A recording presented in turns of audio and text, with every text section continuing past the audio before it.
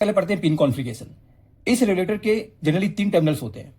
पहली टर्मिनल्स को हम एडजस्टेबल या ग्राउंड पिन कहते हैं, सेकंड टर्मिनल को हम आउटपुट पिन कहते हैं और थर्ड टर्मिनल को हम इनपुट पिन कहते हैं। नेक्स्ट है सर्किट डायग्राम। ये रेगुलेटर किसी भी इनपुट वोल्टेज को एक फिक्स स्टेबल आउटपुट वोल्टेज में कन्वर्ट करता है। यानी इस रेगुलेटर का जो आउटपुट वोल्टेज हमें मिलता है वो 5 वोल्ट डीसी मिलता है। इस रेगुलेटर का जो वोल्टेज ड्रॉप जो होता है वो 1.3 वोल्ट होता है। यानी इनपुट वोल्टेज और आउटपुट वोल्टेज का जो डिफरेंस होता है मिनिमम वो 1.3 वोल्ट होना चाहिए, तभी ये आईसी ऑपरेट करेगा। यानी हम कह सकते हैं कि मिनिमम इनपुट वोल्टेज जो इस रेगुलेटर का जो होता है वो आउटपुट वोल्टेज से 1.3 वोल्ट ज्यादा होना चाहिए। यानी इस रेगुलेटर को ऑपरेट करने के लिए मिनिमम इनपुट वोल्टेज हम 6.3 वोल्ट डीसी हम दे सकते हैं और मैक्सिमम हम 15 वोल्ट डीसी तक हम दे सकते हैं। आउटपुट वोल्टेज हमेशा फिक्स मिलती है 5 वोल्ट डीसी।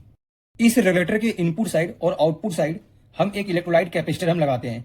जैसे जो इनपुट साइड जो हम इलेक्ट्रोलाइट कैपेसिटर लगाते हैं वो 10 यूएफ 25 वोल्ट का होता है और जो हम आउटपुट साइड जो हम इलेक्ट्रोलाइट कैपेसिटर लगाते हैं वो 10 यूएफ 10 वोल्ट का फीचर।